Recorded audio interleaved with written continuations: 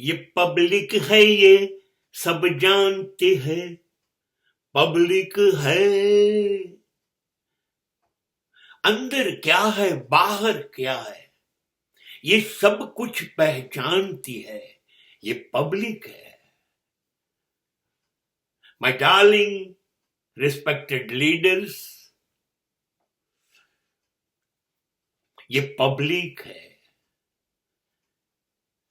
People are aware of everything, knowing everything. आप समझते हैं, इतने बेवकूफ लोग हैं नहीं।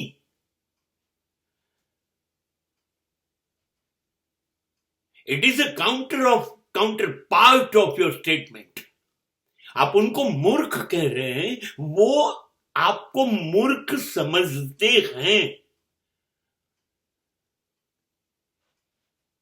લીડર્સ એને બધી ખબર છે, તમે છેતરી ના શકો। કેવી રીતે છેતરો?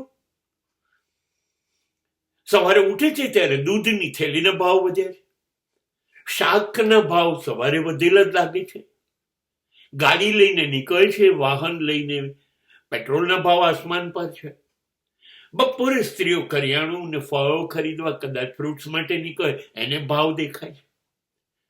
ગમે ત્યારે સ્લીપર, ચંપલ, બૂટ, મોજા, સાડી, કપડા આ જરૂરી છે ને, ખરીદવા નીકળે છે તો આસમાન પર છે।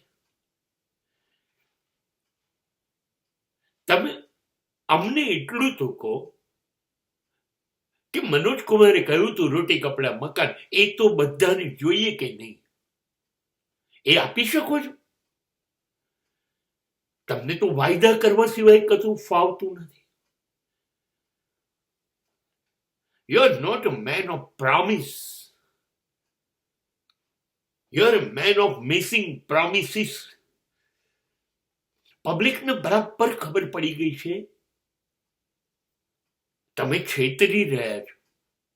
ઇંગ્લિશમાં ચીટર કહું તો સારું ના લાગે ને? પબ્લિકને ખબર છે તમે કહો છો એવું કરવાના નથી ને કરવાના છો એ કહેવાના નથી। એવું હોત તો 75 વર્ષમાં 75% પ્રજા ગરીબ ગરીબ ગરીબ હોત? ના ના ના, તમે તમારા માટે બધું કર્યું છે।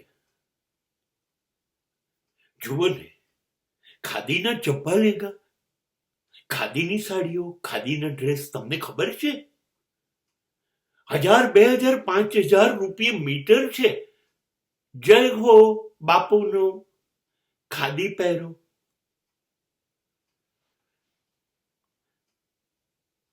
તમે છેતરો છો અમને।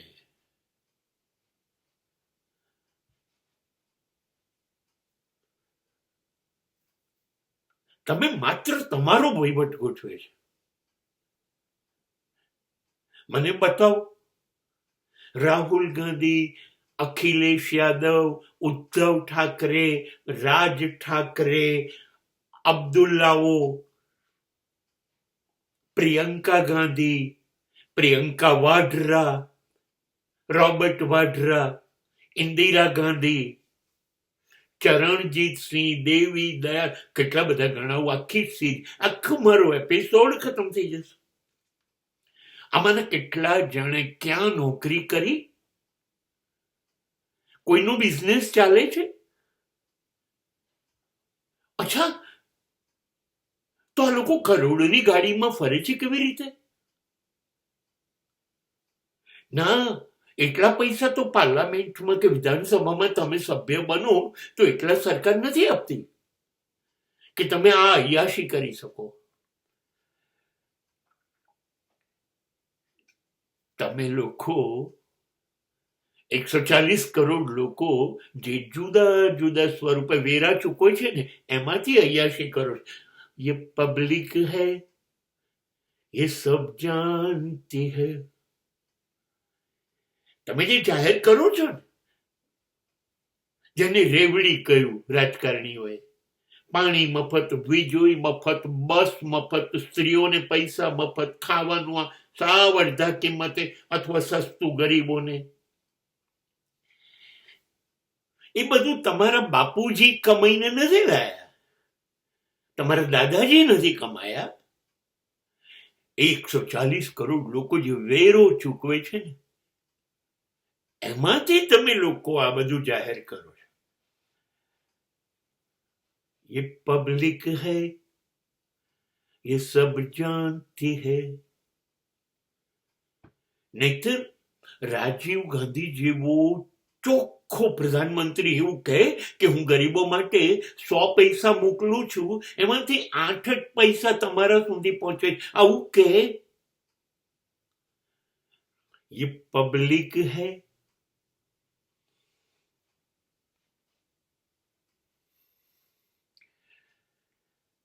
તમામ સરઘસો, તમામ સભાઓ, તમારી ચિંતન શિબિરો, આ બધું કયા પૈસે થાય છે સાહેબ?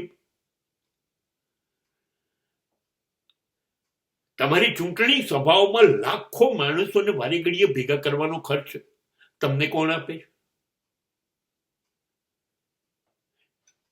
ચૂંટાવા માટે અબજો રૂપિયા, લાખો રૂપિયાના ફંડ જોઈએ.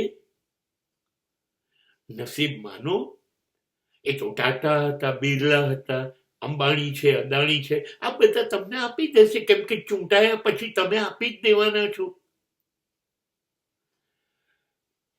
એ ગાંધીજીને તો ચૂંટણી લડવી જ નહોતી. 1 પણ રૂપિયો આપત નહીં રેવડીનો. અને સામે આખા દેશના બધા નેતા ઉભા રહે તો ડિપોઝિટ ગુમાવે. વિનોબા, અમારે ગુજરાતમાં રવિશંકર મહારાજ, ઇન્દુલાલ યાજ્ઞિક, આ લોકોએ રૂપિયો ખર્ચ્યો જ નહીં. શું કામ ખર્ચવાનું? ચૂંટવો છે મને તો ચૂંટો. લોકસેવક છો, લોક નેતા નથી. અને તમે 5 વર્ષમાં, મારો એક મિત્ર કે તો આ લોકો પાવડાથી ખેંચે અને કોથળા ભરીને પૈસા ભેગા કરે, એ લોકોના છે, તમારા બાપુજીના નથી. અને ભેગા કરી લેશું ને, કેમ કે રાહુલના છોકરા કેવી રીતે કમાશે, પ્રિયંકાના છોકરા કેવી રીતે કમાશે, અખિલેશના છોકરા કેવી રીતે કમાશે? એ લોકો માટે બચાવવા પડશે ને. બીજા 100-200 વર્ષ ચાલે એટલા ભેગા કરવા તમે લોકો ચૂંટણીમાં ઉભા રહો છો. 5 વર્ષ લૂંટવાનું લાયસન્સ લેવા તમે લોકો આવો છો. ये पब्लिक है, ये सब जानती है. ये पब्लिक है. મને એક સીધી સાદી વાત ખબર છે, જે કૃષ્ણએ કહી છે, એટલે કોઈએ એમાં વહેમ રાખવો નહીં.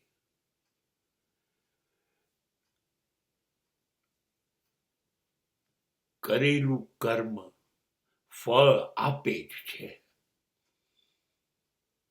જે કરશો એ ભોગવશો.